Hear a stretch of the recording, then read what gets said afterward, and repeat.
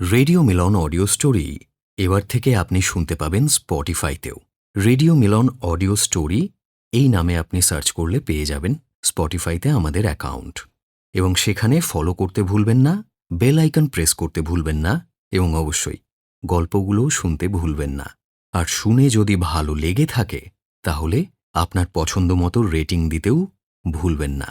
ইউটিউবের পাশাপাশি আমরা চাই স্পটিফাইতেও আমাদের একটা বিকল্প রাস্তা খোলা থাকুক।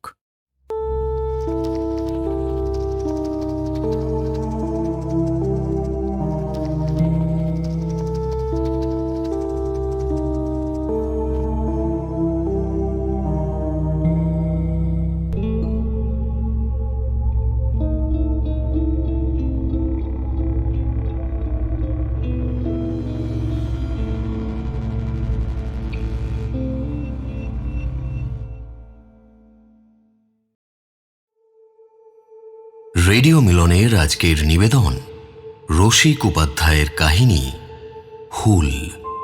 গল্পটি নভরোজ শারদিয়া সংখ্যা 1430-এ প্রকাশিত হয়েছিল। লেখক শ্রী রসিক উপাধ্যায়কে জানাই আন্তরিক কৃতজ্ঞতা আমাদের এই প্রচেষ্টায় পাশে থাকার জন্য। গল্পটি ভালো লেগে থাকলে অবশ্যই লাইক এবং শেয়ার করবেন, এবং আরও নতুন নতুন গল্প শোনার জন্য সাবস্ক্রাইব করতে ভুলবেন না আমাদের official YouTube channel radio Milan audio story, এবং একই সঙ্গে এই ভিডিওটাকে হাইপ করতে ভুলবেন না। শুরু হচ্ছে রসিক উপাধ্যায়ের কাহিনী হুল।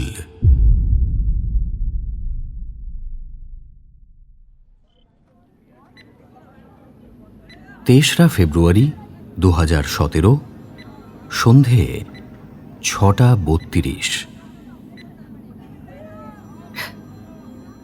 Hello hello চিনুদা। কে কে বলছো? আরে আমি মালতী বলছি। মালতী? তা এত ফিস ফিস করে বলছিস কেন? এই কার নম্বর এটা? কাজটা হয়ে গেছে চিনুদা। কাজ? কাজ মানে? যে কাজটা হাসিল করতে বলেছিলে না, সেটা। সে কি করে ফেলেছিস? বলিস কি রে? তুই শিওর? হাসপাতালের ফোন থেকে কথা বলছি। ডাক্তার একটু আগে বলে গেল খতম। খতম? মানে সত্যি খতম? কোন করলি এসব? কেউ টের পাইনি তো? আরে না না, তুমি যেমন প্ল্যান করে দিয়েছিলে সেরকমই করেছি। মধুদা আর বনফুল রোজকার মতো ভাত টাত খেয়ে দুপুরে আউট হাউসে ওদের ঘরে ঝিমোচ্ছিল। তারপর মা ঠাকুরন তো ওই রোজকার মতো 2:30 নাগাদ একা একা নিচে নামবে বলে ঘর থেকে বের হলো। আর তুমি তো জানোই, বুড়ি রোজ এই মৌচাকের মাছিগুলোকে আখের রস খাওয়ায় আর বকবক করে। পুরো অলটা তার কাটা কেস ছিল। ওসব পুরো কাসুন্দি না ঘেটে তুই কি করলি সেটা বল।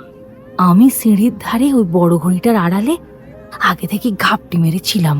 এই বড় ঘড়ি মানে ওই গ্র্যান্ডফাদার ক্লকটা? এই বুড়ি দেখতে পাইনি তোকে? নজর করেনি অত। তাছাড়া আমার তো ঠাকুরনের পাশের ঘরে তখন ভাত ঘুম দেবার কথা। তারপর আর কি, ঠাকুরন দোতলায় সিঁড়ি দিয়ে ঠিক নামতে যাবে আর আমি পেছন থেকে দিলাম এক রাম ধাক্কা। ব্যাস, গড়াতে গড়াতে একেবারে সোজা একতলার মার্বেলের মেঝেতে ওই ন্যাংটো মেয়ে ছেলের মূর্তিটা আছে না, তার পায়ের সামনে মুখ থুবড়ে পড়লো। ব্যাস, তখনই সাবার।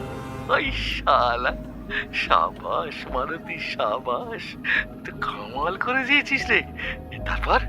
তারপর আমি তোমার কথা মতো চুপচাপ পা টিপে আবার নিজের ঘরে ঢুকে পুরো 3:30 অবধি মটকা মেরে পড়েছিলাম। তারপর যেন কিছুই জানিস না এমন একটা ভাব করে তুই ঘর থেকে বেরিয়ে বুড়িকে সিঁড়ির নিচে পড়ে থাকতে দেখে চেঁচিয়ে লোকজন করার নাটক করলি, তাই তো? আরে হ্যাঁ, বলছি না, তুমি যেমনটা ঠিক শিখিয়ে দিয়েছিলে, বলে রেখেছিলে, সেটা করেছি। বাস, তুই তো তৈরি মাল রে মালতী, একেবারে পুরো হান্টার মালি। শোন, পুলিশ কিন্তু কদিন একটু জ্বালাতন করবে।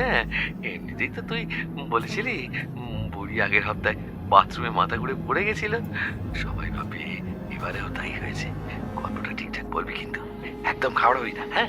আরে হ্যাঁ গো হ্যাঁ, তুমি কি আমায় কচ্ছি খুকি পেয়েছো নাকি? এসব ব্যাপারে আমি ওই যে বললে না হান্টারওয়ালি। এই এই এই শোনো শোনো, এবার আমি রাখছি। আর হ্যাঁ শোনো, আমার দিকটা দেখবে কিন্তু চিনুদা, হ্যাঁ? কথার খেলাপ করবে না তো? কেন রে ছড়ি, হ্যাঁ? এতদিন ধরে শাড়ি, গয়না, কসমেটিক্স, সিনেমা, হোটেলে ভর্তি সব ভুলে মেরে দিলি নাকি, হ্যাঁ? আজ তুই আমার এত বড় কাজটা করলি, আর আমি তোকে দেখবো না? সোনায় মুড়ে দেবো রে। এবার যা, ফোনটা রাখ, কেঁদে ভাসিয়ে দে একেবারে। আর হ্যাঁ শোন শোন, এখন বেশ কদিন কিন্তু আমাদের ইয়ে হবে না, মানে দেখা হবে না, হ্যাঁ? খেয়াল থাকে যেন।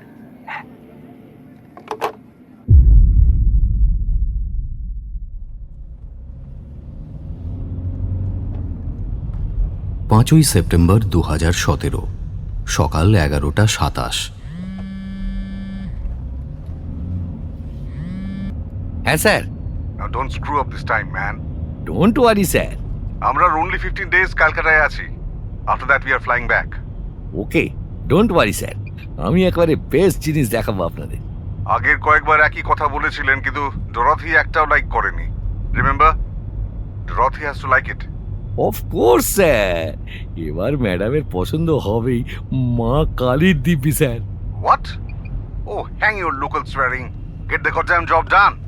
তাহলে আমাদের 3 o'clock দেখা হচ্ছে আজ আপনার দেওয়া অ্যাড্রেসে। Get me something I like and price won't matter. এই অফ কোর্স স্যার। শুয়ার শালা যেন লাট সাহেবের না দিয়েছে। ডরথি একটাও লাইক করেনি, গোষ্ঠীর পিন্ডি। মটকা গরম হয়ে গেল চিন্ময়ের। শালা পয়সার পোদ্দারি থাকলে চারপাশের মানুষদের কুকুর বেড়াল ভাবার একটা অধিকার আপনা থেকেই যেন জন্মে যায়। ঠিক হ্যাঁ, কুছ পরোয়া নেই। এসব ব্যবহার চিন্ময়ের চামড়ায় বা মনে এখন আর কোনো দাগ কাটে না। গোটা কথোপকথনের মধ্যে শুধু একটা বাক্যই তার কানে রিন রিন করছে, get me something I like and price won't matter. মোবাইলটা প্যাসেঞ্জার সিটে ফেলে এবার বাঁ হাতটাও স্টিয়ারিংয়ের ওপরে রেখে সামনের মোড় থেকে ডান দিকের সরু রাস্তাটা ধরল চিন্ময় চাকলাদার। এইটাই বোধহয় শেষ সুযোগ। এই বাড়িটাও পছন্দ না হলে পাখি ফসকে যাবে। ফোনে এতক্ষণ শাঁসালো এনআরআই খদ্দের রণজয় সেনের সঙ্গে কথা হচ্ছিল তার। এই বঙ্গপুঙ্গবটি ছাত্রাবস্থায় দেশ ছেড়ে মার্কিন মুলুকে গিয়ে বিস্তর টাকা কামিয়ে এখন মা কালীকে চিনতে পারে না। লস অ্যাঞ্জেলেস থেকে মেমবউ নিয়ে কলকাতায় এসেছে গঙ্গার ধারে একটা বাগানসহ পুরনো বনেদি বাড়ি কিনবে বলে। উদ্দেশ্য একটা অতি বিলাসবহুল থিম রিসর্ট বানাবে, ওই তার মতো বড় লোকদের ফুর্তি ফার্তার জন্য আর কি। শর্ত এই যে বাড়িটা কলকাতা থেকে যেন অনতি দূরে অবস্থিত হয় এবং কোনো পাণ্ডব বর্জিত গ্রামে না হয়। কিন্তু বিধিবাম, যাও বা খুঁজে পেতে 3-4খানা বাগানবাড়ি দেখানো হলো, মেম সাহেব সেগুলোর এন্তার দোষ ত্রুটি আবিষ্কার করে নাক কুঁচকে নাকচ করে দিয়েছে। রায়চকের কাছে গঙ্গার ধারের এই বাড়িটা এখন চিন্ময়ের তুরুপের তাস। কত কাঠখড় যে পোড়াতে হয়েছে বাড়িটার পেছনে তা শুধু সেই জানে। বাড়িটার কথা ভাবলেই তার গায়ের প্রতিটা শিরা চনমন করে ওঠে। 13 একর জমির ওপরে দোতলা চক মেলানো বাড়ি, ব্যাপক একখানা বাগান আর নিজস্ব পুকুর নিয়ে একেবারে ঘ্যামা প্রপার্টি। সালা ওই মেম সাহেবের বাপেরও পছন্দ হবে। বাবা, আমার নাম চিনু চাকলাদার। অমন ঢের ঢের খুঁতখুঁতে খদ্দেরকে বাড়ি পছন্দ করে ছাড়িয়েছি। 27টা বছর এই জমি বাড়ির দালালির লাইনে ফালতু ঘুরে মরি। চিনুর আত্মশ্লাঘা তার আত্মবিশ্বাস কিছুটা উস্কে দেয়।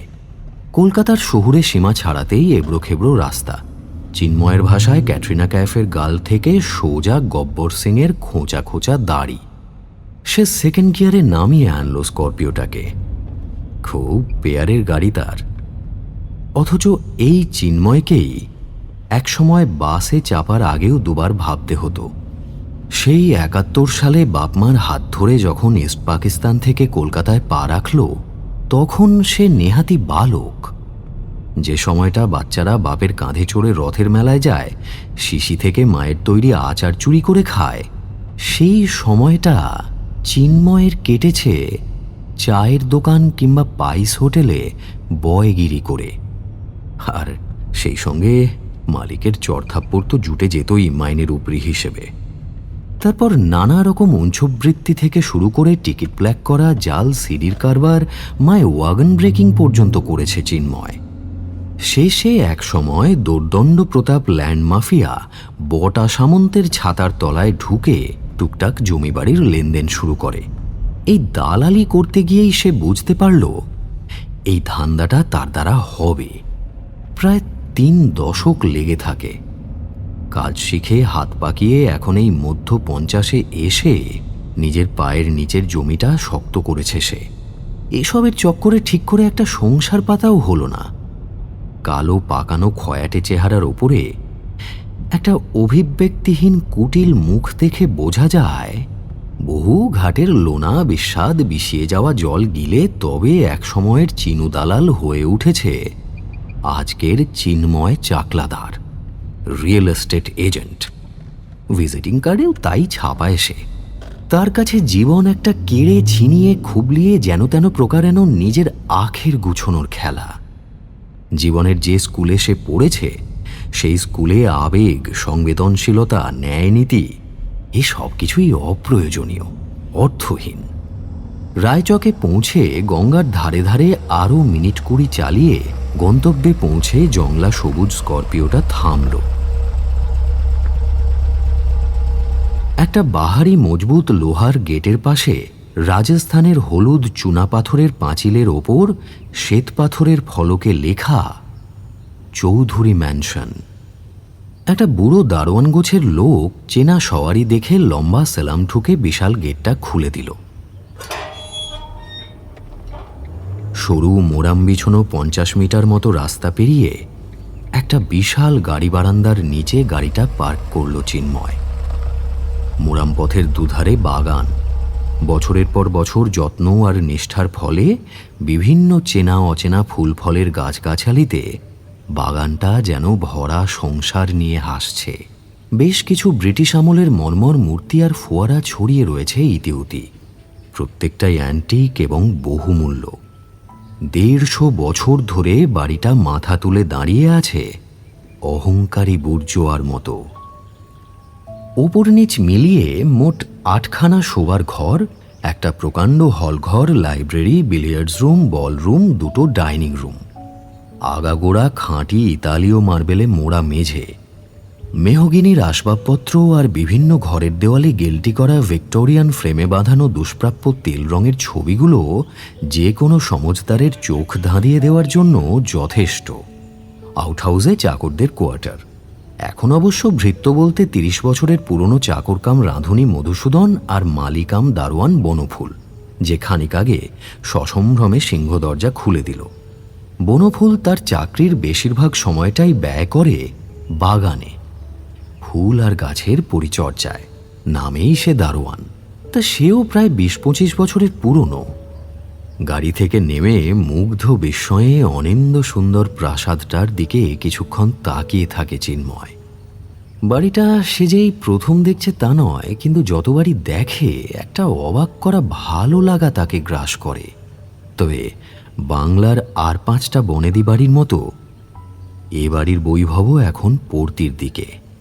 কিন্তু ওই যে কথায় বলে, মরা হাতি লাখ টাকা, এও তাই। এবং এই মরা হাতিটাই চিন্ময়ের জীবনের সেরা দাঁও। বাড়ির মালকিন অশীতিপর স্নেহলতা দেবী চৌধুরানী মাস 7 হলো গত হয়েছেন। প্রচণ্ড ভুগিয়েছিলেন চিন্ময়কে বাড়িটা নিয়ে। হেবি তেঁতিয়া ছিল বটে বুড়িটা, বহুত ঘুরিয়েছিল আমাকে। এবার ওপর থেকে দেখ বুড়ি, তোর বাড়ি কেমন ফুসমন্তর হয়ে যায়। ওপরের দিকে তেরচাভাবে চোখ তুলে তাকিয়ে চিন্ময় যেন একটা তির্যক হাসি ছুঁড়ে দেয় বৃদ্ধার আত্মার উদ্দেশ্যে। এক লহমায় বছর 1.5 আগের কিছু দৃশ্যপট ভেসে ওঠে চিন্ময়ের চোখের সামনে।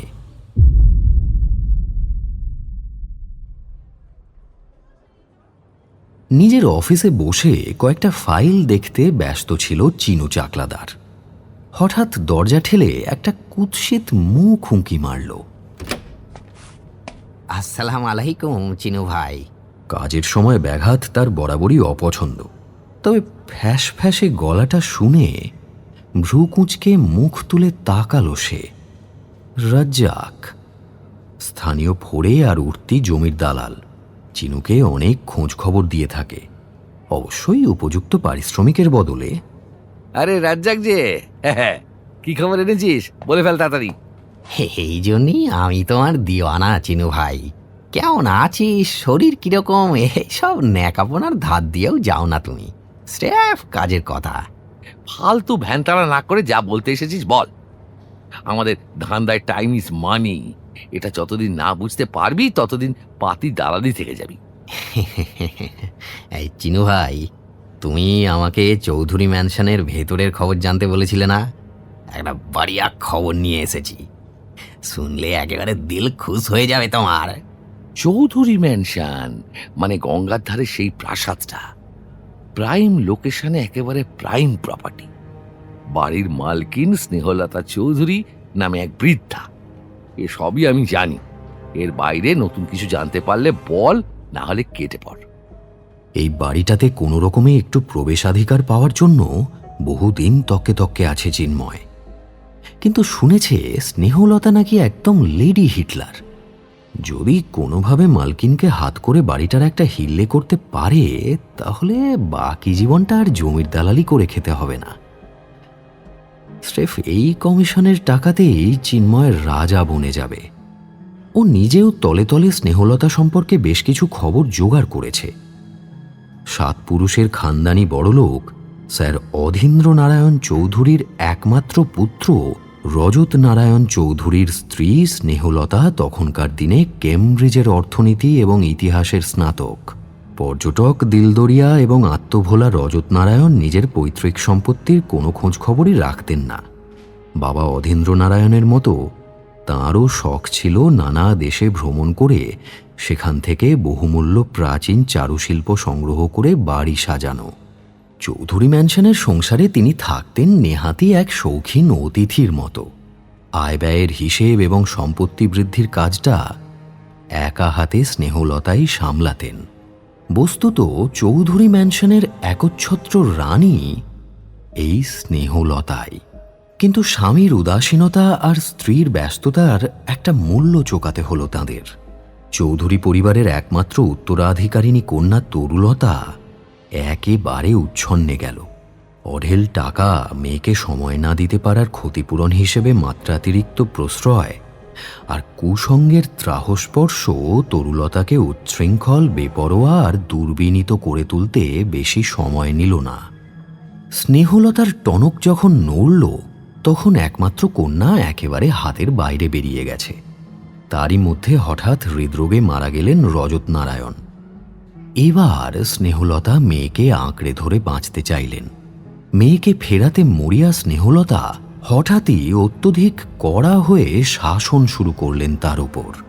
ফল হলো উল্টো।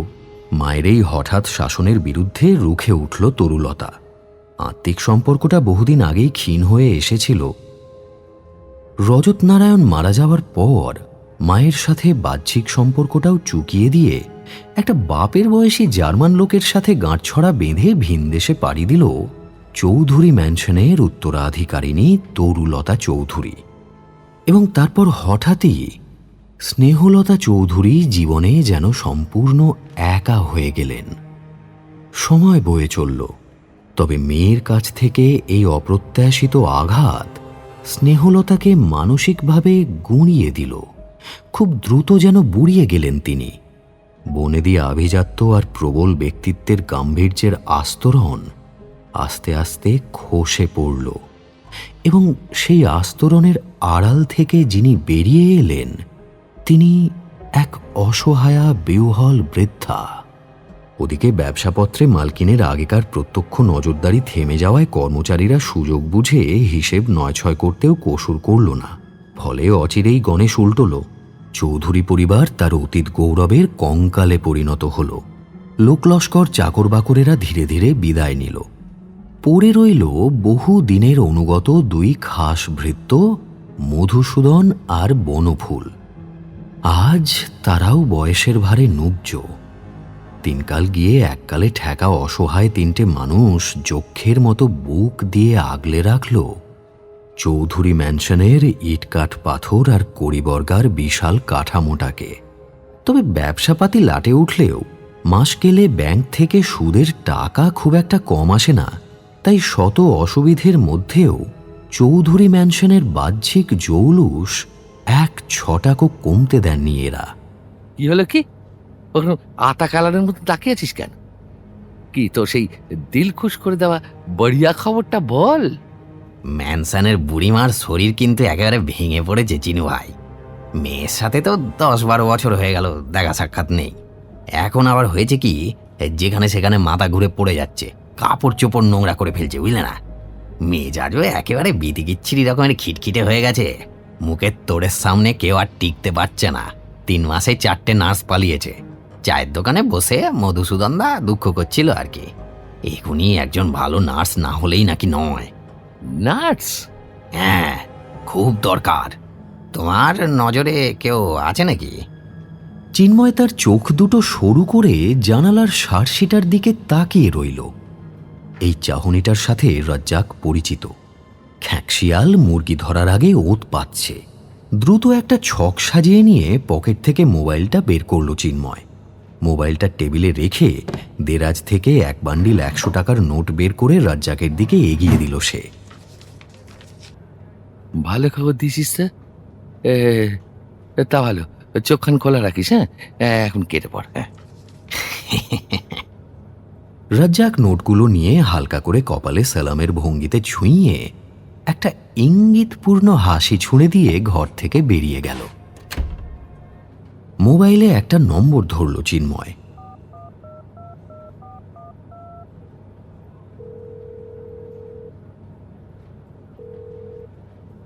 হ্যালো মালতী। বাবা, আজ কোন দিক দিয়ে সূচি উঠলো গো? দিনের বেলাতেই ফোন। কাজে মন লাগছে না বুঝি নাগর ঠাকুরের? চেনালি ছেড়ে কাজের কথা শোন। একদিনে হয়তো তুই আমার ঠিকঠাক কাজে লাগবি মনে হচ্ছে। আজ সন্ধ্যে 8টার পর তোর ওখানে আসছি, খুব জরুরি কথা আছে। মালতী বালা দাম। চিন্ময়ের মতো লোকজন এই ধরনের অন্ধকার প্রাণীদের খোঁজ খবর রাখতেই হয়। তারই মতো সমাজের পাঁক ঘেঁটে পরিত্যক্ত নর্দমা থেকে উঠে এসেছে মেয়েটা। আগে সরকারি হাসপাতালে আয়ার কাজ করত। বেশ কয়েক বছর আগে হাসপাতাল থেকে নবজাতক পাচারের অভিযোগে তার নাম জড়িয়ে পড়েছিল।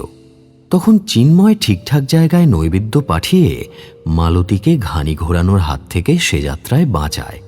সেই থেকে মালতী উপকারের ঋণ মিটিয়ে চলেছে। মানে তার মতো মেয়েরা যেভাবে ঋণ মেটাতে দক্ষ সেইভাবে। তবে এতে কোনো বাধ্যবাধকতা বা জোর জুলুমের ব্যাপার ছিল না। মালতীর কাছে চিন্ময় হিরো, তার লাভার। তাছাড়া চিন্ময়ের 2 নম্বরী কাজে তারও সামান্য অবদান থাকে বই কি। এর ঠিক 2 দিনের মাথায় চৌধুরী ম্যানশনের বিশাল সিংহদরজার সামনে মালতীকে সঙ্গে নিয়ে দাঁড়ালো চিন্ময় চাকলাদার। আদ্যিকালের বেঢপ পাগড়ি মাথায় বুড়ো গোলগাল বনফুল প্রশ্নসূচক মুখে তাদের দিকে তাকাতে একেবারে কান এঁটো করা হাসি হেসে চিন্ময় বলল, মধুসূদন দাদাকে বলো মা ঠাকুরনের জন্য নার্স এনেছি।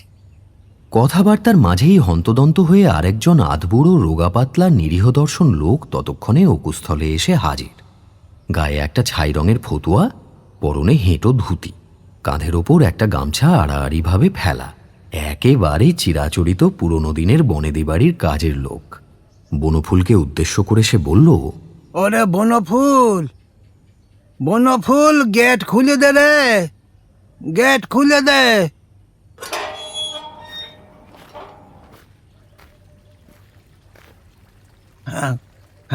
আপনি কি সিনু বাবু? রাজদাকে ঠিকই খবর পেয়ে আসতেছেন। একদম ঠিক ধরেছ। আমার নাম চিন্ময়, লোকে ভালোবেসে চিনু বলে ডাকে। আর এই হলো মালতী, একদম A-ক্লাস নার্স নিয়ে এসেছি গো মা ঠাকুরনের জন্য। আর তুমি নিশ্চয়ই মধুসূদন? খাল কেটে কুমির ঢোকানোর মতো দুটি মূর্তিকে শশব্যস্ত হয়ে অভ্যর্থনা জানালো চৌধুরী ম্যানশনের পুরাতন ভৃত্য। ভেতরে ঢুকে তো মালতী আর চিন্ময়ের চোখ বিস্ফারিত হয়ে রইল। বিশাল বাগানে রং বেরঙের ফুলের কেয়ারি, ফলের গাছ, শান বাঁধানো আয়তক্ষেত্রাকার পুকুর, পুরু ঘাসের গালিচার ওপর শ্বেতপাথরের বিদেশি মূর্তি। উফ, বুড়ো হাড়ে বনফুল যেন ম্যাজিক দেখিয়েছে। নইলে একা হাতে বাগানের এরকম দুর্দান্ত পরিচর্যা করা নেহাত চারটিখানি কথা নয়। বাড়ির সদর দরজার সামনে 6খানা গ্রিসি ও ধাঁচের থামওয়ালা গাড়ি বারান্দা। থামগুলো ভারী সুন্দর হালকা একটা হলুদ রঙের প্রলেপে ঢাকা। সামনে 4টে থাম আর পেছনে 2টো। গাড়ি বারান্দার শেষে কয়েক ধাপ সিঁড়ি পেরিয়ে বিশাল মেহগিনি কাঠের কারুকার্য করা সদর দরজা। ভেতরের প্রশস্ত হলঘরে ঢুকে বুকের ভেতরটা কেমন যেন হু হু করে উঠল চিন্ময়ের। এত টাকাও মানুষের থাকে? ইতালীয় শ্বেতপাথরের মেঝেতে মুখ দেখা যায়। সোফা সেট, কাউচ, ডিভান, আরামকেদারা, গ্র্যান্ডফাদার ক্লক, বিভিন্ন টেবিল, শোকেস, ঝাড়বাতি, ছোট বড় নানান শোপিস আর মূর্তি, তৈলচিত্র। বলতে গেলে প্রত্যেকটা আসবাব যেমন অভিজাত তেমনই দুর্মূল্য। চিন্ময়ের চোখের পলক পড়ছিল না। আসেন আসেন বাবু, এই দোতলায় মাঠানের ঘর। আমি তো রাজ্জাকের কাছে আপনার খবর শুনি সেই কখন থেকে হাফিতেশ করি বসি আছি গো। একটা নাচ দিদিমণির বড় দরকার। আমি এই বুড়ো বয়সে পেরে উঠি না। আসেন আসেন, আমার পিছু পিছু আসেন আসেন। মধুসূদনের কথায় ঘোর কাটল চিন্ময়ের। তাকিয়ে দেখল মালতী সেই যে হাঁ করে ঢুকেছিল তার চোয়াল আর বন্ধ হওয়ার নাম নেয় না। চিন্ময় মালতীর থুতনিটা দ্রুত আলতো একটা চাপড় মেরে তার হাঁ মুখটা বন্ধ করল। তুমি একাই এই বাড়ির দেখাশোনা করো? হ্যাঁ হ্যাঁ সিনু বাবু, আমি ভেতরটা দেখি আর বনফুল বাগানটা দেখে। আমাদের কাছে এ চৌধুরী বাড়ির তীর্থ গো বাবু। যদিনে হাত দুটোই শক্তি আছে এ বাড়ির বাহার কমবে নি। হলের ডান দিকেই প্রকাণ্ড সিঁড়ি উঠে গিয়েছে দোতলায়। সিঁড়ির মুখে একটা শ্বেতপাথরের প্রমাণ আকারের বিদেশি নগ্ন নারী মূর্তি। চিন্ময় এই মূর্তিটার ছবি অনেক পত্রিকাতে দেখেছে। ভিনাস ডিমেলো। বড় লোকেরাই পারে এরকম সকলের সামনে উদম মেয়ে ছেলের মূর্তি সাজিয়ে রাখতে। শুধু এটারই দাম হবে কয়েক কোটি টাকা, কি আরো বেশি বোধহয়। হ্যাঁ, সিঁড়ি দিয়ে উঠতে উঠতে চিন্ময় আপন মনে কথাগুলো ভাবতে ভাবতেই প্রতিজ্ঞা করল, যে করেই হোক এই বাড়ি তাকে হাসিল করতে হবে, করতেই হবে। সিঁড়ি দিয়ে উঠেই পাশে একখানা প্রাচীন গ্র্যান্ডফাদার ক্লক। ফুট 10 লম্বা তো হবেই। পেতলের পেন্ডুলামটা সোনার মতো ঝিলিক দিয়ে দুলে দুলে সময়ের জানান দিচ্ছে। দোতলায় বাঁ দিকের ঘরটায় ঢুকল মধুসূদন। পেছন পেছন চিনুরাও ঢুকল। বিশাল ঘরটার একদম মাঝখানে রাজকীয় পালঙ্কের ওপর অস্তগামী সূর্যের মতোই সুন্দর যে শুভ্রকেশী দেবী মূর্তিটি বসে আছেন, তিনিই যে এই প্রাসাদের সর্বেসর্বা সে কথা বলাই বাহুল্য। ধূর্ত শেয়াল যখন সিংহিনীর সামনে দাঁড়ায়, তখন সেই সিংহিনী বয়ঃভারে যতই ক্লিষ্ট হোক না কেন, তার রাজকীয় সম্ভ্রমের সামনে এক লহমার জন্য হলেও নিজের নিকৃষ্টতা অনুভব করে শেয়াল স্তব্ধ হয়ে যায়। স্নেহলতাকে দেখে চিন্ময় আর মালতীরও একই দশা হলো। কিন্তু চিন্ময় পুরনো পাপী, এতদিন হাজার হাজার লোক চড়িয়ে খেয়েছে সে। কয়েকদণ্ড স্নেহলতাকে জরিপ করেই বুঝল ইনি সিংহিনী হলেও আদতে নখদন্তহীন। স্নেহলতার সামনে হাত জোড় করে মধুসূদন বলল, মাঠান মাঠান, আপনি নতুন সেবা লোক এসে গো। চিন্ময়ের সঙ্গিনীও দ্রুত মানুষ চিনতে পটু। স্নেহলতার চোখের অসহায়তার ভাষা পড়তে সাতঘাটের জল খাওয়া মালতীবালা দামের বেশি সময় লাগল না। তাছাড়া চিন্ময় তাকে মালকিনের ব্যাপারে আগে থেকেই যা জানানোর জানিয়েছিল। সে সোজা গিয়ে স্নেহলতার দুপায়ে কপাল ঠেকিয়ে প্রণাম করল। যখন মুখ তুলল তখন অদ্ভুত অভিনয় দক্ষতার কল্যাণে তার দু চোখের কোলে দুফোঁটা জল দেখা গেল। বুদ্ধিদীপ্ত আর আবেগ মিশ্রিত কথার জালে জড়িয়ে বৃদ্ধাকে বশে আনতে মালতীর আধ ঘন্টার বেশিও সময় লাগল না। নিঃশব্দ তারিফ মেশানো দৃষ্টিতে সঙ্গিনীর কেরামতি দেখে যাচ্ছিল চিন্ময়। ঠিক লোককেই এনেছে সে। মা ঠাকুরুন না হয় একটু নিজের মতো করে মালতীকে বুঝে শুনে নিন, আমরা বরং নিচে অপেক্ষা করি। এই সমুদ্র দাদা। হ্যাঁ, মালতী তার কাজ করছে করুক, এবার চিন্ময়ও তার কথার জাদুর খেল দেখাবে। নিচে নেমে হলঘরে এসে সে মধুসূদনের প্রশংসায় পঞ্চমুখ হল। এই বুড়ো বয়সে তুমি আর বনফুল যেই বিশাল বাড়িটা এইভাবে ঝকঝকে তকতকে করে রেখেছো, তা না দেখলে সত্যি বিশ্বাস হয় না মধুসূদন দা। আজকালকার দিনে ভগবান আর তোমার মতো বিশ্বস্ত কাজের লোক একই ব্যাপার। আহা আহা, একা তোমার কাঁধের উপরে এই বিশাল প্রাচীন প্রাসাদ দাঁড়িয়ে আছে গো মধুদা। সেদিনের সেই সোনার দিন আর নেই গো বাবু। সেই সেই ছোট থেকেই এই বাড়িতে আসি। যতদিন ভগবান গতরি শক্তি যোগাবেন ততদিন এ ঘরে এক ছটাক ধুলোকেও টিকতে দেবনি।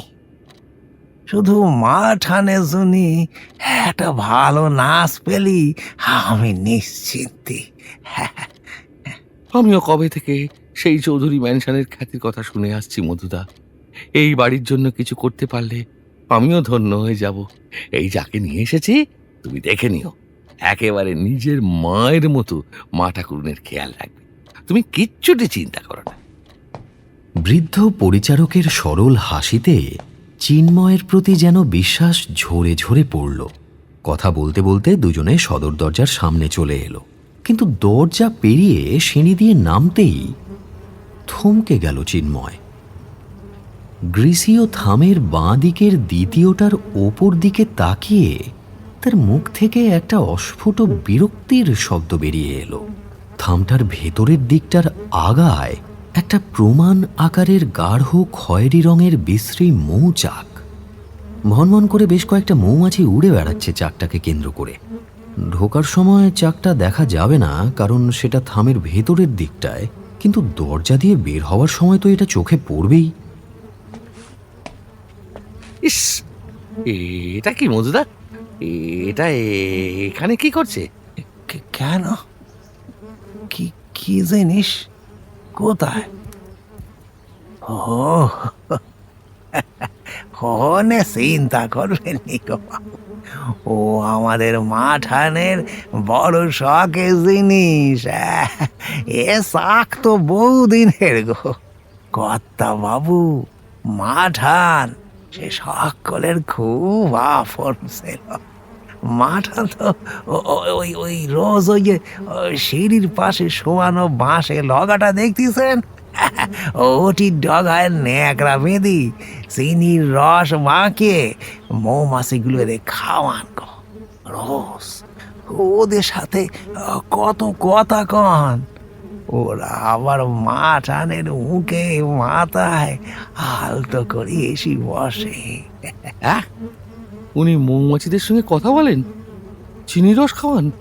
ইয়ে, কিছু মনে করো না মধুদা, কিন্তু শুনে মনে হচ্ছে মা ঠাকুরের মাথায় একটু ইয়ে দেখা দিয়েছে, মানে সমস্যা দেখা দিয়েছে, তাই না? তরুদিমণি চলে যাবার পর মাঠান তো কেমন যেন হয়ে গেছিলেন গো। তখন এই মৌমাছিগুলো এই তো মাঠানের পরাণ হয়েছিল, এখনো তাই আছে। আর একজন বুড়ি মানুষ যদি এই মৌমাছিগুলোরে দেখলি, আদর করলি, একটু শান্তি পান, তো পাক না। খেতি নেই গো, খেতি নেই। কিন্তু এরকম বড় বড় মৌমাছি ওকে বা তোমাদের যদি কোনো মানে কখনো আক্রমণ করে তখন কি হবে একবার মানে ভেবে দেখেছো? না না, এত বছরেও তো কিছুটি করেনি গো ওরা। ওরা চেনে আমাদের, ভালোবাসে। আপনি এনে চিন্তা করবেননি। চিন্ময় আরও কিছুক্ষণ ঘৃণা ভরে মৌচাকটার দিকে তাকিয়ে রইল। এরপর মাসখানেক কাটল। মালতী তার কাজ হাসিল করেছে। সে কাজে বহাল হয়েছে চৌধুরী ম্যানশনে। তবে দুরাত্মার ছলনার অভাব হয় না, তাই অচিরেই স্নেহলতার ভরসার পাত্রী হয়ে উঠল সে, এবং সুযোগ বুঝে নানা অছিলায় চিন্ময়ের ভুরি ভুরি প্রশংসা করে লোকটার একটা সৎ ভাবমূর্তি তৈরি করতে তৎপর হয়ে উঠল।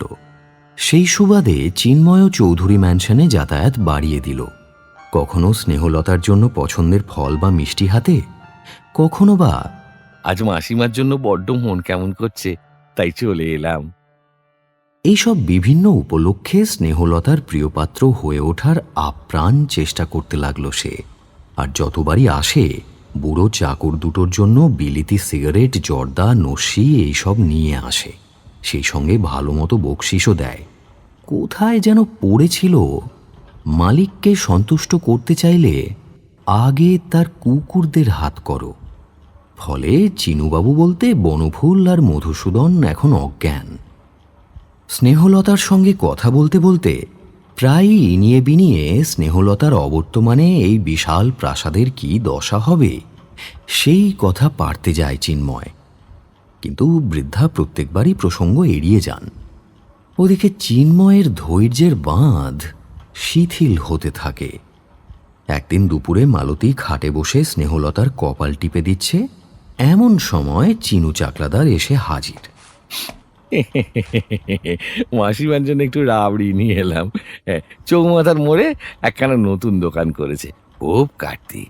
একটু মুখে দিন মাসিমা, ঠকবেন না। এসো চিন্ময়, এসবের আবার কি দরকার বলো তো? বসো, কি খবর বলো? কি আর খবর মাসিমা, আমি তো বলেইছি, আপনাকে দেখলে আমার মায়ের মুখটা ভেসে ওঠে চোখের সামনে। আপনি এই কলকাতা থেকে এত দূরে একা পড়ে আছেন, এটা ভাবতে কষ্ট হয় আমার। একা একা কোথায় চিন্ময়? এই মধু আছে, বনফুল আছে, আর এই আমার মালতী আছে, আর কাকে চাই? অপরাধ না নেন তো। একটা কথা বলি, মধুদার বনফুল বুড়ো হয়েছে, মালতীও মেয়ে মানুষ, দিনকাল এমনিতেও ভালো নয়। চোর ডাকাতের নজর আর কি এই বাড়ির ওপর। হ্যাঁ, কোনোদিন এখানে ভালো মন্দ কিছু হয়ে গেলে এই তিনজন কি আপনাকে বাঁচাতে পারবে মাসিমা? এখানে তো আর সেভাবে কোনো সেফটি নেই। বনফুল তো নামেই দরোয়ান, নড়তে চড়তে তো 10 মাস। যুগ যুগ ধরে চৌধুরীরা এ বাড়িতে বাস করছে চিন্ময়। সারা তল্লাটের লোক আমাদের সম্মান করে। এখনো লোকেরা এ বাড়ির দিকে চোখ তুলে তাকাতে সাহস পায় না। তাছাড়া এখানকার লোকেরা আমাদের ভালোবাসে, ভক্তি করে। চোর বাটপাড়েরা এ বাড়ির ত্রিসীমানায় ঢুকলে এখানকার লোকেরাই তাদের কেটে গঙ্গায় ভাসিয়ে দেবে। এই সে না হয় হলো মাসিমা, কিন্তু মানুষের শরীর গতিক সম্বন্ধে আগে থেকে কি কিছু বলা যায়? ভগবান না করুন আপনার কোনো ইমার্জেন্সি হলে মালতী কি আর একা সামলাতে পারবে? এখানে তো কাছে পিঠে ভালো হাসপাতালও নেই। কলকাতা যেতেও 2-3 ঘন্টা লেগে যাবে। তুমি ঠিক কি বলতে চাইছো পরিষ্কার করে বলো তো বাচ্চা। না না, আমি বলছিলাম যে আবেগ দিয়ে কি আর জীবন চলে মাসিমা?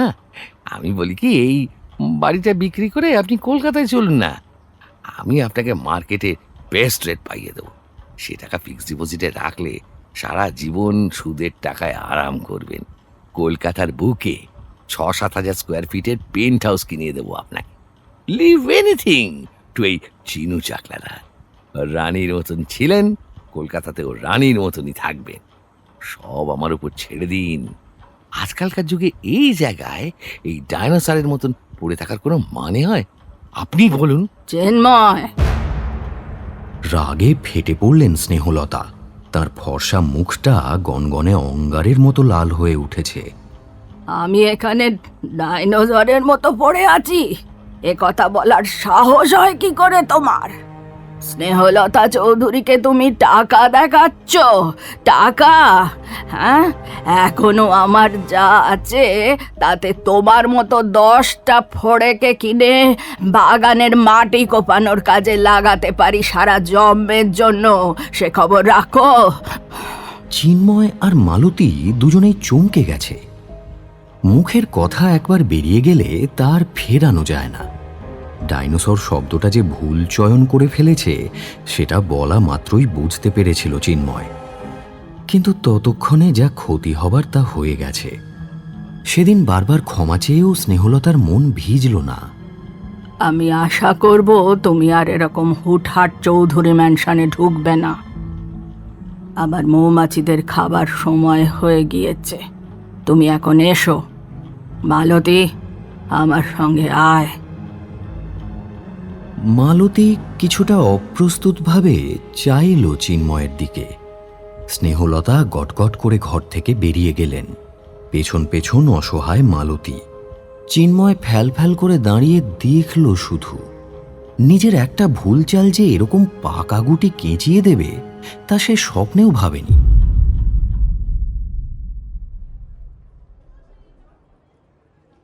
এরপর চিন্ময় চাকলাদার চৌধুরী ম্যানশনে আর বিশেষ ঢুকতে পারেনি, কিন্তু মালতী তাকে নিয়মিত বাড়ির হালচালের খবর গোপনে সরবরাহ করে চলত।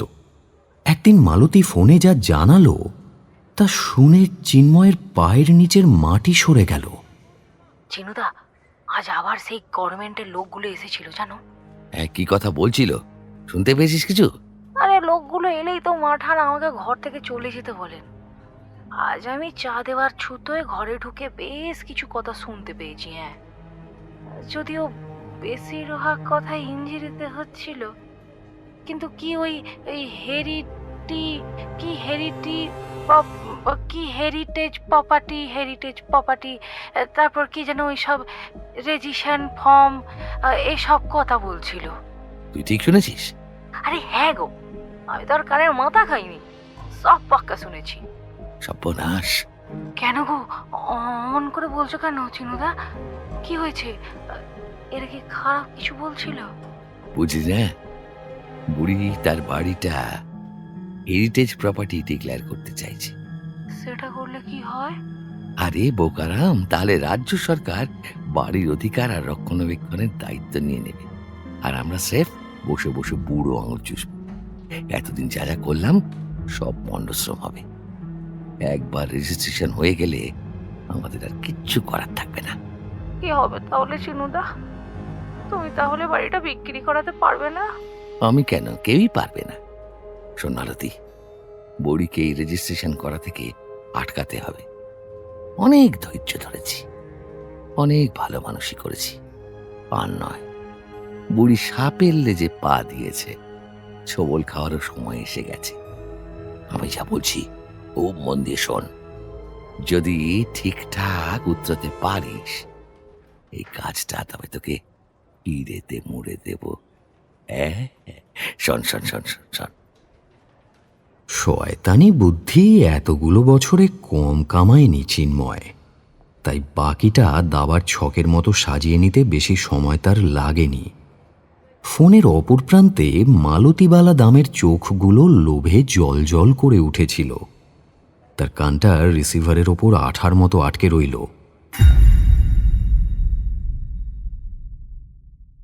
এর পরের ঘটনা সংক্ষিপ্ত। হেরিটেজ প্রপার্টির অ্যাপ্লিকেশন ফর্ম জমা দেওয়ার দিন কয়েক আগেই স্নেহলতা চৌধুরী হঠাৎ সিঁড়ি দিয়ে মাথা ঘুরে পড়ে মারা যান। নানা লোকে নানা কথা বললেও মৃত্যুটা দুর্ঘটনা নয় এমন কোনো সুনির্দিষ্ট প্রমাণ কিন্তু পাওয়া যায়নি। কদিন টিভিতে আর কাগজে খুব হইচই হওয়ার পর জনসাধারণের কৌতূহলের গরু পুনরায় সেই চিরাচরিত মেগা সিরিয়াল আর বহু চর্চিত রাজনৈতিক এক্কাদোক্কার গোয়ালে গিয়ে সেঁধুল। জীবন চলতে লাগলো পুরনো ছকে। ওদিকে বৃদ্ধা চৌধুরানীর মৃত্যু সংবাদ পেয়ে তার মেয়ে তরুলতা বা ট্যারি 1 সপ্তাহের জন্য দেশে উড়ে আসে। বাড়ি বা মা কারোর প্রতি তার বিশেষ কোনো টান ছিল না, বরঞ্চ ভালো দামে বেচে দিতে পারলে যেন হাঁপ ছেড়ে বাঁচে।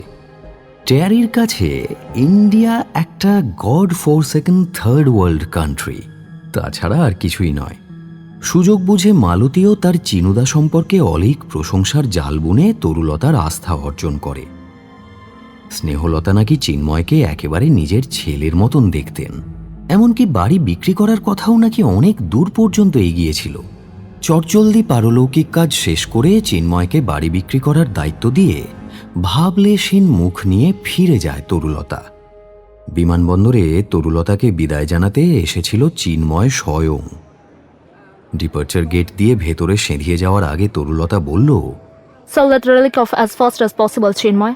But I want a damn good price. Don't fail me. And of course, you will get your brokerage. কথাগুলো ছুঁড়ে দিয়ে হিলের শব্দ তুলে বিমানবন্দরের ঘেরাটোপের ভেতরে মিলিয়ে গেল তরুলতা চৌধুরী। স্নেহলতার অবর্তমানে আর বাড়ি বিক্রির আগে চৌধুরী ম্যানশনের যত্নআত্তির যাতে কোনো ঘাটতি না হয়, তার জন্য আগেই তরুলতাকে বলে কয়ে ম্যানেজ করে পুরো 1 বছরের খরচ খরচা, চাকরদের মাইনেপত্র এসব আদায় করে নিয়েছে চিন্ময়। এসব কাজে সময় লাগে, অন্তত এই দেশে তো বটেই। আপাতত তরুলতার দেওয়া পাওয়ার অফ অ্যাটর্নির দৌলতে এই চৌধুরী ম্যানশন বিক্রি না হওয়া পর্যন্ত এই বাড়ির দায়িত্ব চিন্ময় চাকলাদারের।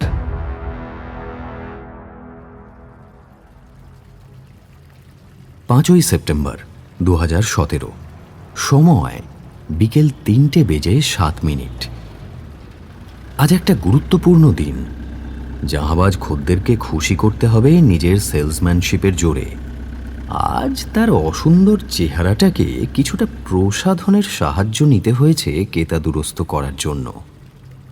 লম্বা চুলে জেল মেখে যতটা কায়দা করা যায় করেছে চিন্ময়। নিখুঁতভাবে দাড়ি কামিয়ে গোঁফটাকে মেপে ছেঁটেছে, আর ওই কুতকুতে চোখ দুটোর সেনদৃষ্টি ঢাকা পড়েছে একটা হালকা নীল কাচের ব্র্যান্ডেড রোদ চশমায়।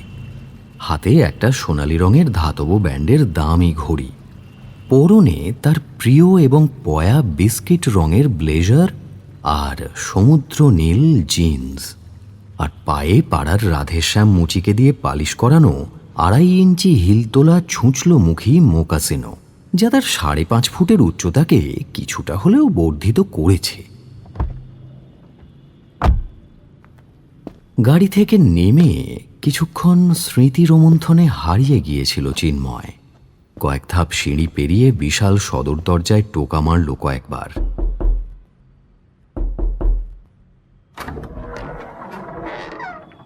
আসেন আসেন বাবু, আসেন আসেন। দরজা খুলে কৃতজ্ঞ গলায় আপ্যায়ন করল মধুসূদন।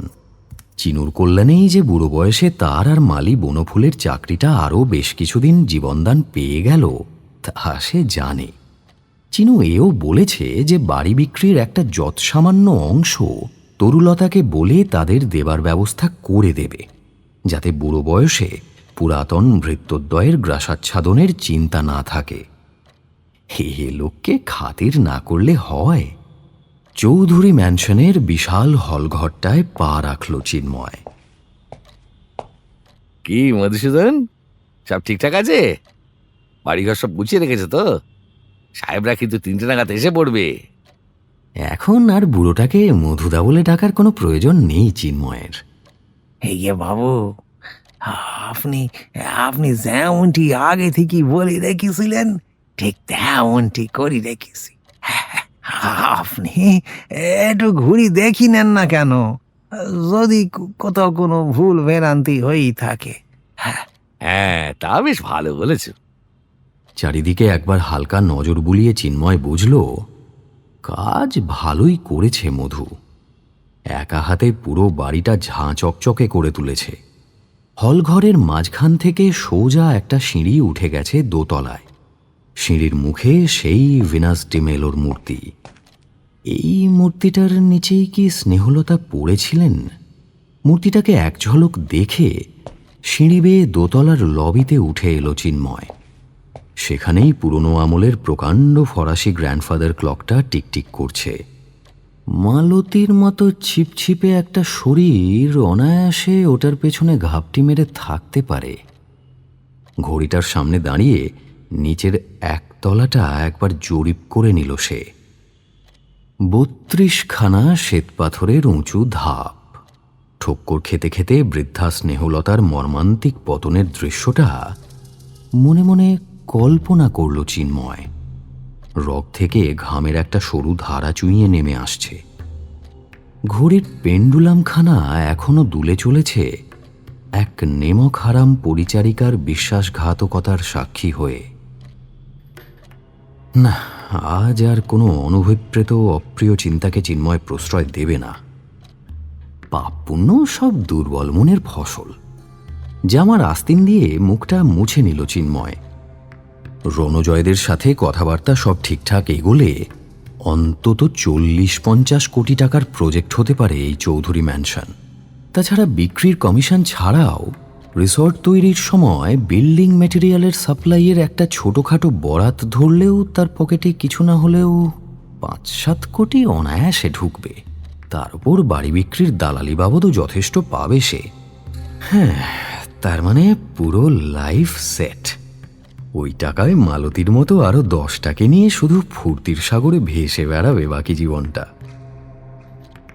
তার জীবনের অবহেলিত শৈশব, কৈশোর আর যৌবনের সব বঞ্চিত রস একসঙ্গে উসুল করে নেবে।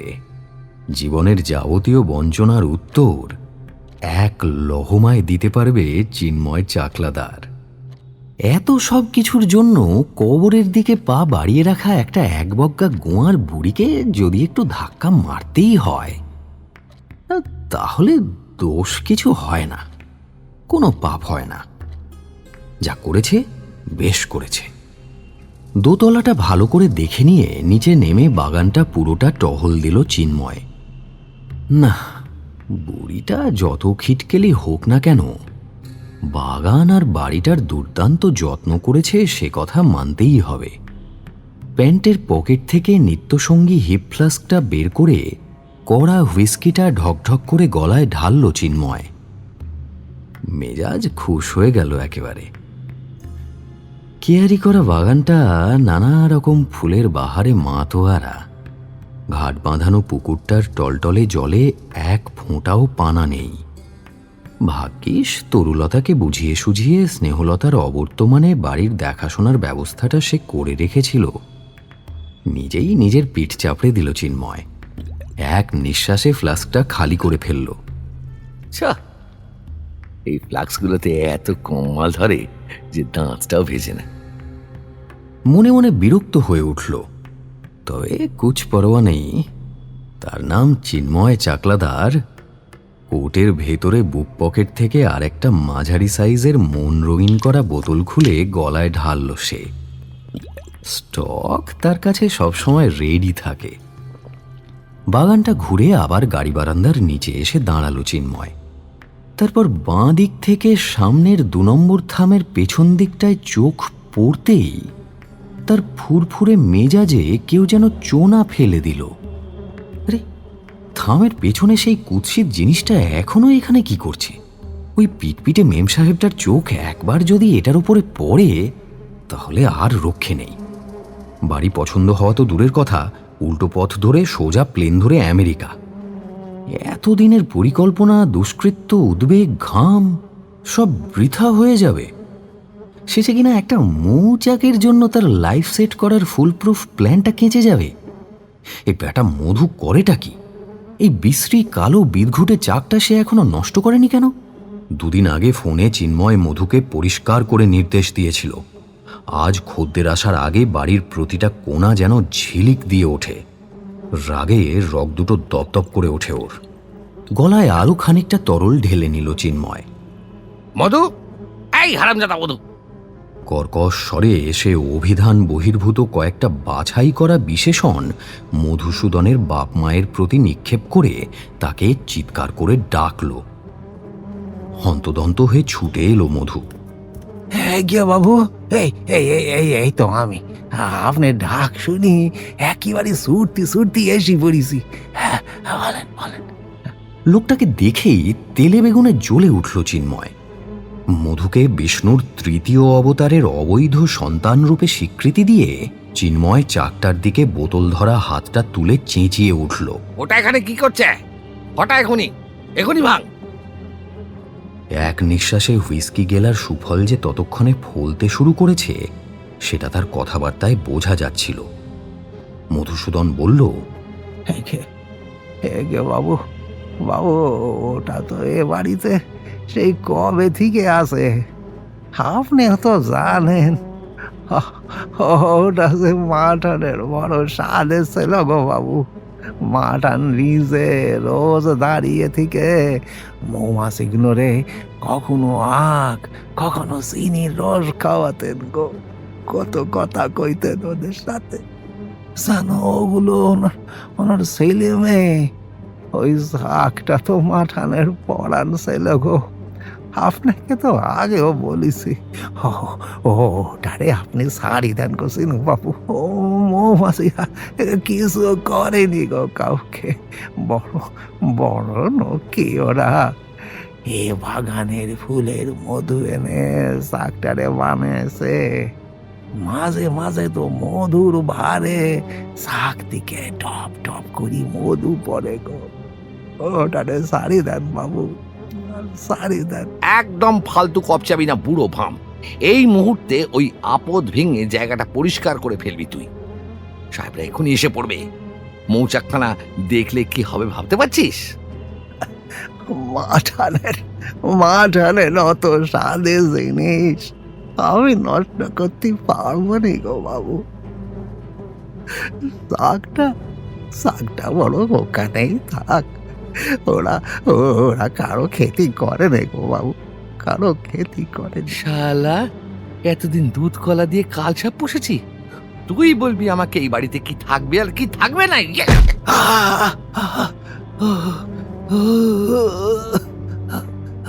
রাগে হিতাহিত জ্ঞানশূন্য হয়ে একটা মোক্ষম লাথি কষালো মধুর পেটে।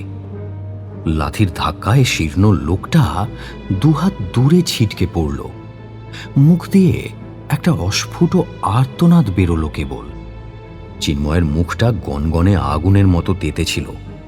রাগ আর মদের মিশেলে তার বোধ বুদ্ধি লোপ পেল। হাতে ধরা বোতলটায় এখনো যথেষ্ট মদ আছে। পকেট থেকে রুমালটা বের করে সেটা প্রায় পুরোটা ঢুকিয়ে দিল বোতলের মধ্যে। রুমালটা মদে ডুবে গেল। যেটুকু রুমালের প্রান্ত বোতলের মুখ থেকে বেরিয়েছিল সেটায় লাইটার দিয়ে আগুন জ্বালিয়ে দিল। তারপর সোজা ছুঁড়ে মারল মৌচাক লক্ষ্য করে।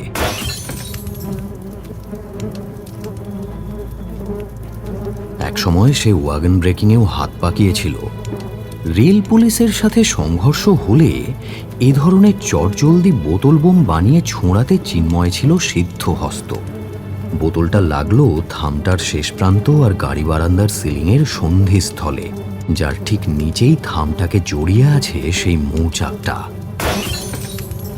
প্রচণ্ড শব্দে বোতলটা ফেটে গেল, আর এক পলকেরও কম সময়ে সম্পূর্ণ মৌচাকখানা বদলে গেল একটা অগ্নিগোলকে।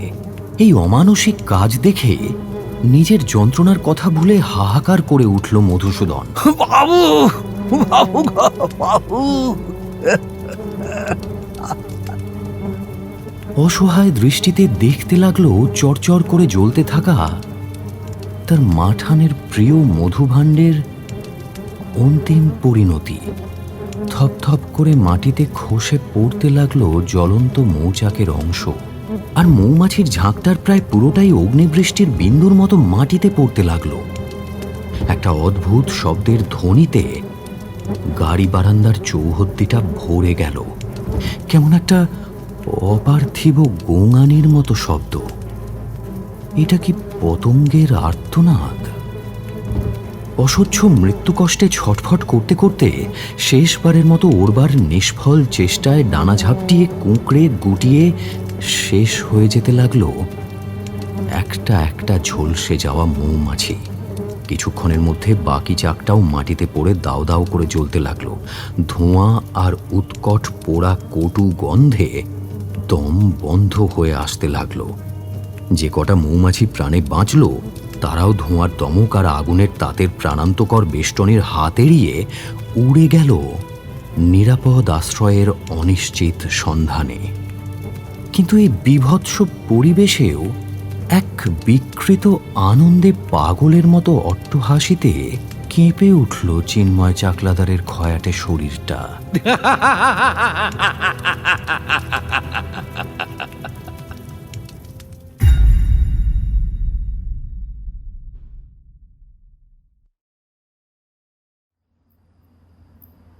5ই সেপ্টেম্বর 2017, বিকেল 5টা বেজে 17 মিনিট। হলঘরে একটা লো ব্যাক অ্যান্টিক চেয়ারে বসে আছে চিন্ময় চাকলাদার। মুখে একটা কুটিল জয়ের হাসি, আত্মতৃপ্তির হাসি, যে হাসি বলছে খদ্দের আজ বাড়ি দেখে ক্লিন বোল্ড। চিনু দালালের সাথে রংবাজি, হ্যাঁ? আমেরিকা থেকে এসে খুব নাকুচুগিরি হচ্ছিল। আজকে চিনু তাদের নাকে পুরো দেশি ঝামা ঘষে দিয়েছে।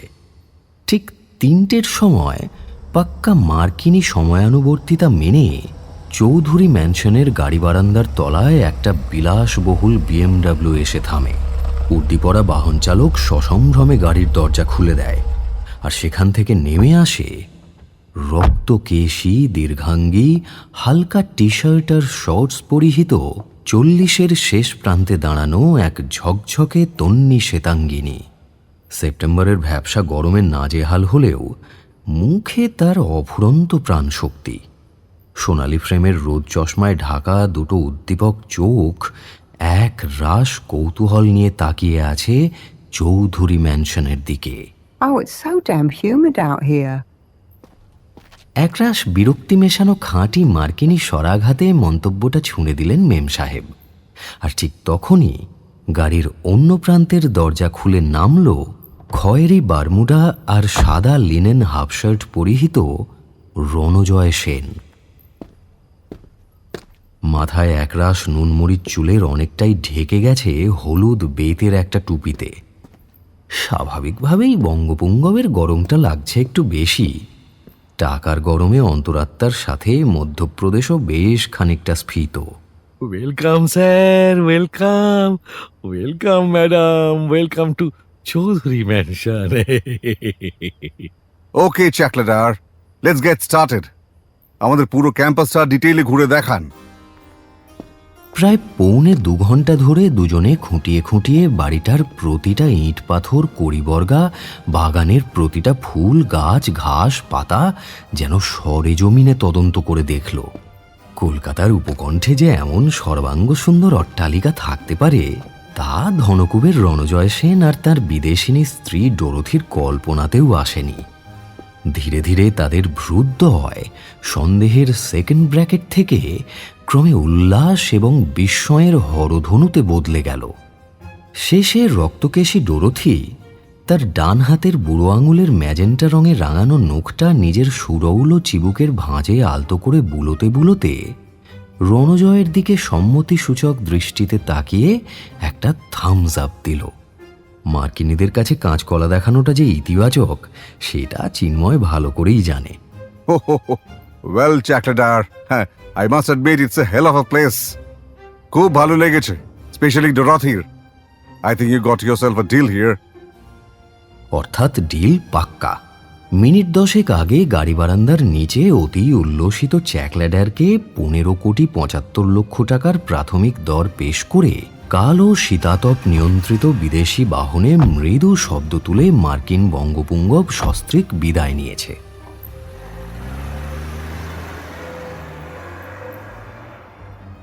এবার কিছুদিন একটা অতি পরিচিত দর কষাকষির খেলা চলবে, যেটাতে চিন্ময় যথেষ্ট পারদর্শী।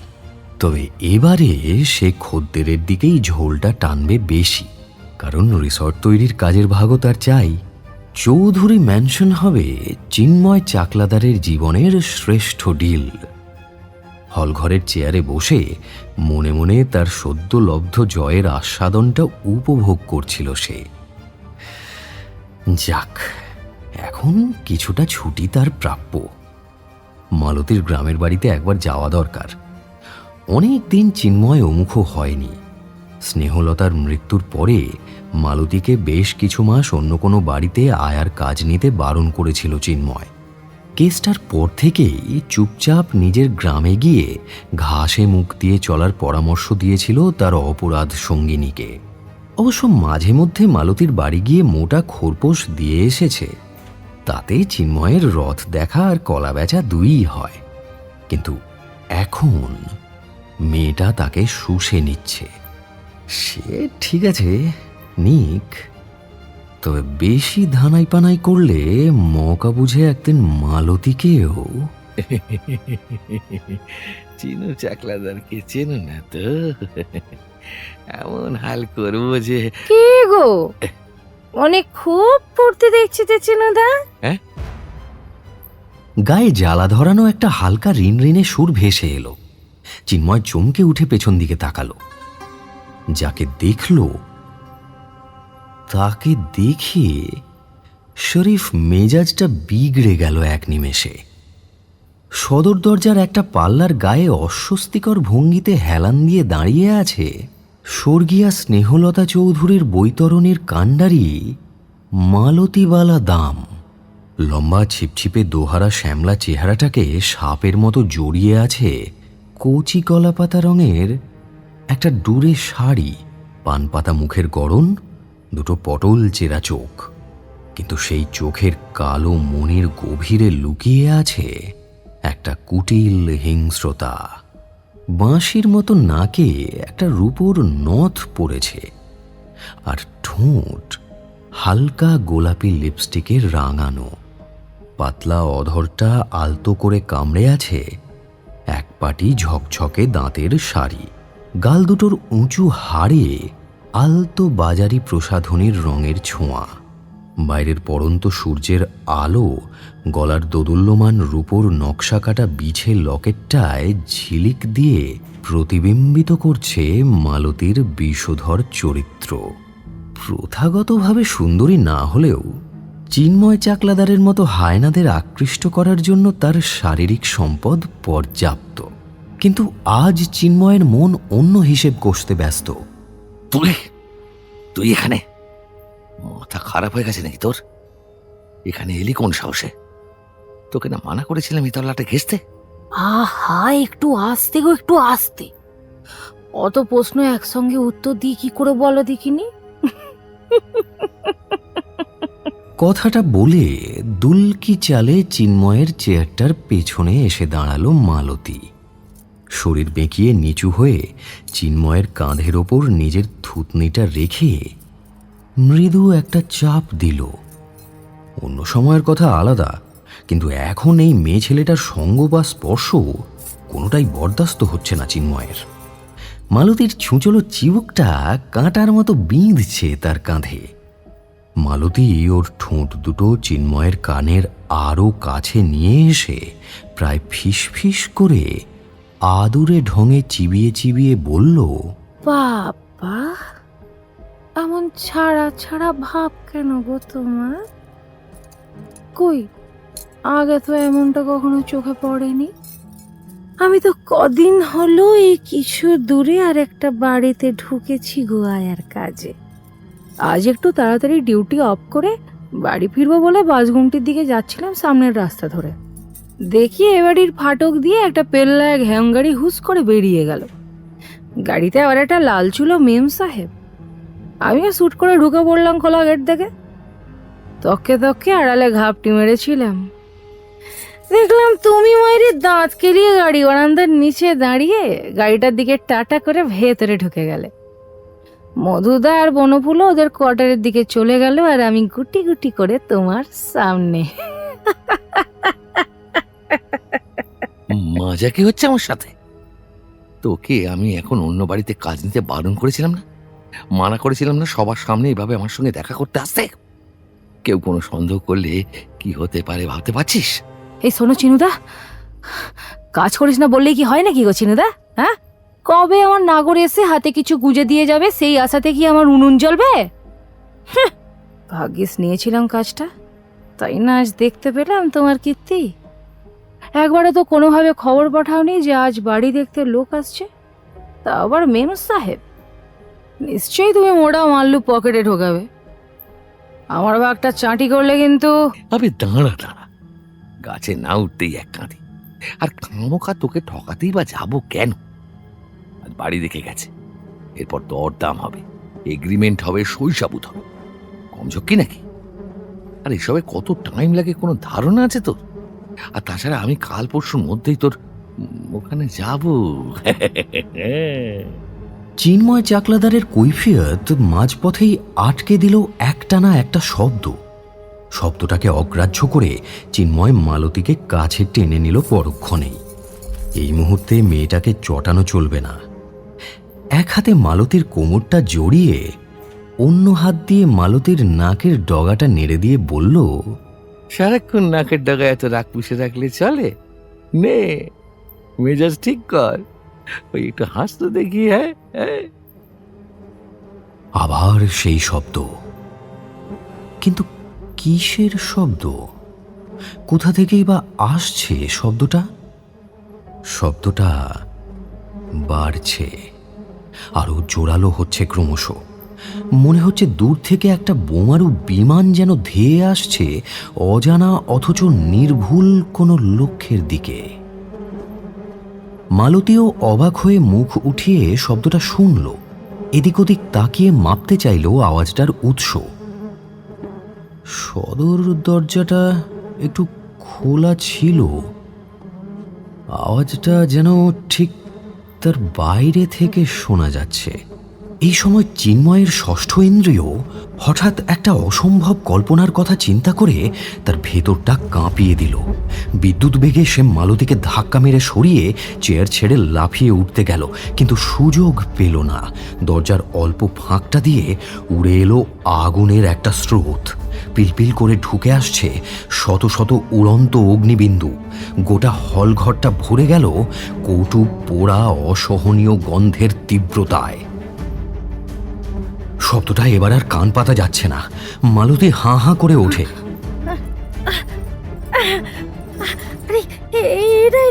কি চিনুদা? চিনুদা, চিনুদা, বাঁচাও, বাঁচাও চিনুদা! অকস্মাৎ এই আতঙ্কের জন্য প্রস্তুত ছিল না মালতী।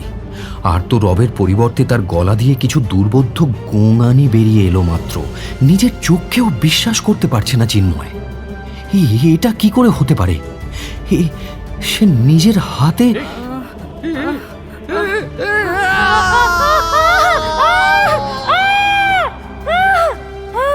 আর বেশি কিছু ভাবার সময় পেল না চিন্ময়। মুহূর্তের মধ্যে আগুনের ঘূর্ণিটা তাকে আর মালতীকে গ্রাস করে নিল। দুজনের মৃত্যু আতঙ্কে চিৎকার করে ওঠার সাথে সাথে তাদের নাক মুখ দিয়ে শরীরের ভেতরে প্রবেশ করল কয়েকশো অগ্নুন্মাদ জ্বলন্ত মৌমাছি। কাটা ছাগলের মতো দুটো শরীর দাপাদাপি করতে করতে অসহায়ভাবে মেঝেতে লুটিয়ে পড়ল। তাদের হাত, পা, বুক, পেট, পিঠ, মুখের ভেতর শরীরের 1 ইঞ্চিও ফাঁকা রাখল না প্রেত পতঙ্গদের অমানুষী প্রতিশোধ স্পৃহা। জ্বলন্ত হুলগুলোর মারণ দংশন দুটো নরকের কীটকে বোবা মৃত্যু যন্ত্রণায় অবশ করে দিল। চিন্ময় আর মালতীর শরীর দুটো ক্রমে একটা জ্বলন্ত আস্তরণে ঢাকা পড়ে গেল। বিষ আর আগুনের মিলিত হলকায় জ্বলে পুড়ে খাক হয়ে যেতে থাকলো তারা। শক্তির শেষ বিন্দুটাকে নিংড়ে ওরা মেঝের ওপর ঘষতে ঘষতে সদর দরজাটার দিকে এগোতে চেষ্টা করলো, কিন্তু পারল না।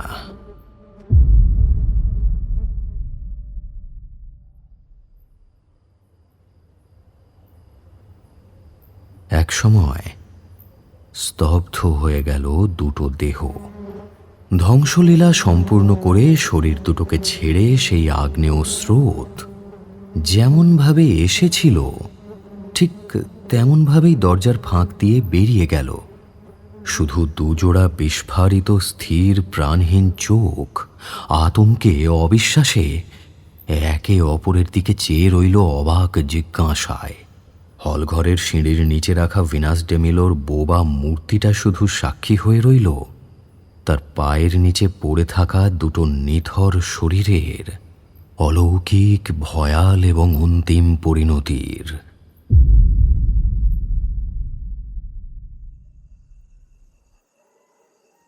পাঁচই সেপ্টেম্বর 2017, সন্ধে 6:44। কে বুঝছো দত্ত? একজোড়া মৃতদেহের পাশে নিচু হয়ে গোড়ালির ওপর ভর দিয়ে হাঁটু মুড়ে আধবসা অবস্থায় অধস্তন অফিসার জয়ন্ত দত্তকে প্রশ্নটা করল সিনিয়র ইন্সপেক্টর রাতুল বোস। বাপের জমে এরকম কেস দেখিনি স্যার। এরা কি চুরুট দিয়ে ছ্যাঁকা ছ্যাঁকা খেলছিল নাকি? বডির অবস্থা দেখে তো মনে হচ্ছে এরা কোনো ভয়ঙ্কর মৌমাছি বা ভীমরুলের ঝাঁকের খপ্পরে পড়েছিল। কিন্তু একটা ঘরের মধ্যে মৌমাছি বা আসবে কিভাবে? তাছাড়া প্রত্যেকটা বাইট মার্কে এরকম দগদগে পুরো দাগই বা কিভাবে হয়? আর শরীর দুটো যেভাবে ফুলে রয়েছে তাতে তো শনাক্ত করা শক্ত। তুমি একা নাও দত্ত, আমার মাথাতেও কিচ্ছু ঢুকছে না। এটা কি করে হতে পারে? 17 বছর পুলিশের লাইনে কম নৃশংসতা তো দেখলাম না, কিন্তু এরকম বিভৎস মৃতদেহ দেখা এই প্রথম। পোস্টমর্টেম রিপোর্ট আসা অবধি অপেক্ষা করতে হবে, বুঝলে? শুধু একটা ব্যাপার একটু একটু উদ্ভট ঠেকছে, বুঝলে? পেছন ফিরে তাকালো ইন্সপেক্টর রাতুল বোস। তা তুমি কি প্রথম দেখলে জিনিসটা, তাই তো? কি নাম তোমার? এই গে মধুসূদন দাস। আমি সেই এইটুকুন বয়স থেকে এ বাড়িতে কাজ করতেছি বাবু। সহজ দরজাটা ঠেলে হল ঘরে ঢুকি এদের এই অবস্থা দেখি আপনাদের খবর করি বাবু। আমার সাথে মালি বনফুলও ছিল। তা সেই মালিটি কই? এই গে বাবু, তার তো মির্গির রোগ আছে। এ দৃশ্য দেখে বেচারি কাঁপতি পড়ি গেল। তার ঘরে নেগে জল টল দে একটু ধাতস্থ করি আপনাদের টেলিফোন করলাম। ঠিক আছে, তার সাথে না হয় পরে কথা বলছি। আচ্ছা, তুমি কোনো ধস্তাধস্তি বা ওই চিৎকার টিৎকার কিছু শুনতে পাওনি? না বাবু। সত্যি বলছো? মাসে তোলার দিবি গো বাবু। এই মেয়েটা তো তোমাদের মা ঠানের আয়া ছিল বাবু, মালতীবালা। হ্যাঁ হ্যাঁ হ্যাঁ, মনে পড়েছে। তা আজ এখানে এসেছিল কেন? জানি না বাবু, জানি না কখন যে এসেছিল, তাই তো জানি না। ঢুকতেও দেখিনি। আর এই লোকটা? এনে তো সিনু বাবু। মা ঠান গত হওয়ার পর ওনার মেয়ে সিনু বাবুরে বাড়ি বেচার কাজ দিয়ে গেছিলেন। বটে, এবারই বেচা হবে নাকি? তো এই চিনুবাবু আজ এখানে কেন এসেছিল? আজকে তো সাহেব মেমরা সব এসেছিলেন বাড়ি কিনবেন বলে। সিনু বাবু বাড়ি বাগান সব ঘুরিয়ে দেখালেন। ইঞ্জিরিতে কত কথা কইলেন। বটে, তারপর সাহেব মেম চলি গেল। সিনু বাবু হল ঘরে ঢুকলেন। তা এই ঘটনার সময় তুমি কোথায় ছিলে? আমি আর বনফুল তো আমাদের ঘরে বসে একটু বিড়ি ফুকতেছিলাম বাবু। তারপর বিকেলের রোদ মরি আসতেছে দেখি সিনু বাবু চা খাবে কি জিজ্ঞেস করতে এসে হল ঘরে ঢুকি দেখি। কথাটা শেষ করতে পারল না মধু। একটা অজ্ঞাত আতঙ্কে অবিশ্বাসে তার কণ্ঠস্বরটা শুধু কেঁপে উঠল একবার। তারপর কতকটা স্বগতোক্তির মতন চাপা স্বরে বলে উঠল, মা ঠানের পুষিরা ফিরে এসেছে, শোধ নিয়েছে, বেশ করেছে। কি বিড়বিড় করছো মধু? কি একটা ফিরে এসেছে বললে যেন মনে হলো। না, কিছু না, এমনি মনে মনে হরিশরণ করতেছি বাবু। এমন ভয়ানক কাণ্ড তো আগে চোখে দেখিনি। ঘাবড়ে গিয়ে মধুর চোখ হলঘরের কড়িকাঠে কাদের যেন খোঁজে। কিছুক্ষণ মধুর দিকে সন্দিহান দৃষ্টি মেলে তাকিয়ে থাকলো দুধে অফিসারটি, তারপর বলল, দত্ত, তুমি ইউজুয়াল ফর্মালিটিগুলো সেরে বডি দুটো পোস্টমর্টমের জন্য পাঠিয়ে দাও। বাড়ির চাকর দুটো স্টেটমেন্ট নিয়ে নিও। আমি এগোচ্ছি, বুঝলে? স্যার, কি যেন একটা উদ্ভট লাগছে বলছিলেন? উদ্ভট? হ্যাঁ, তা উদ্ভটই বলতে পারো। 7 মাস আগে এই চৌধুরী ম্যানশনের মালিক স্নেহলতা দেবীকে হল ঘরে ওই মার্বেলের মূর্তির পায়ের কাছে মৃত অবস্থায় পাওয়া যায়। ভদ্রমহিলা নাকি মাথা ঘুরে সিঁড়ি দিয়ে পড়ে যান। নিছকই একটা দুর্ঘটনা, তাছাড়া অন্য কোনো রকম প্রমাণ পাওয়াও যায়নি। ইনভেস্টিগেটিং অফিসার আমি ছিলাম। স্নেহলতা দেবীর মৃত্যুর সময় এই মালতী নামের আয়াটিও বাড়িতে ছিল, যদিও তখন তার জবানবন্দিতে বারবার বলেছিল যে দুর্ঘটনার সময় সে নাকি দোতলার ঘরে টিফিন করে ঘুমোচ্ছিল। তবে আমার কথাটা না পুরোপুরি বিশ্বাস হয়নি। কিন্তু কোনো রকম সার্কামস্ট্যান্সিয়াল এভিডেন্স না থাকায় বিশেষ এগোতে পারিনি কেসটা নিয়ে। আজ এত মাস পরে সেই একই মূর্তির নিচে আয়াটার এরকম বিভৎস মৃত্যু, কিরকম একটা উদ্ভট খটকা লাগছে, বুঝলে? তুমি তখনও এ থানায় জয়েন করোনি। আচ্ছা, এই চিনু বাবু লোকটার সম্বন্ধে ডিটেলে খোঁজ খবর নাও তো দত্ত। নির্দেশ দিয়ে বুটের শব্দ তুলে সদর দরজার দিকে এগিয়ে গেলেন সিনিয়র ইন্সপেক্টর রাতুল বোস। দরজা পেরিয়ে কয়েক ধাপ শ্বেতপাথরের সিঁড়ি বেয়ে নেমে গাড়ি বারান্দার নিচে দাঁড় করানো পুলিশের জিপটায় উঠতে গিয়েও থমকে গেলেন তিনি। গাড়ি বারান্দার সামনের দিকের 2 নম্বর থামের পেছন দিকের ওপরে একটা পেল্লাই সাইজের মৌচাক। গোটা কতক মৌমাছি চাকটার আশেপাশে উড়ে বেড়াচ্ছে। একটা মৃদু ভন ভন শব্দও হচ্ছে। মধুর ভারে মৌচাক থেকে ফোঁটা ফোঁটা মধু ঝরে পড়ছে।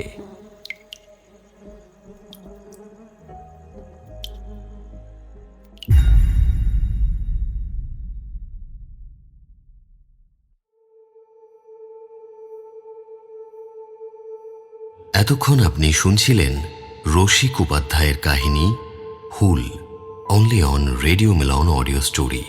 গল্পটি ভালো লেগে থাকলে অবশ্যই লাইক এবং শেয়ার করবেন, এবং আরও নতুন নতুন গল্প শোনার জন্য সাবস্ক্রাইব করতে ভুলবেন না আমাদের official YouTube channel radio Milan audio story. আগামী সপ্তাহে আরও একটি নতুন গল্প নিয়ে হাজির হব আমরা। শুনতে থাকুন রেডিও মিলন অডিও স্টোরি।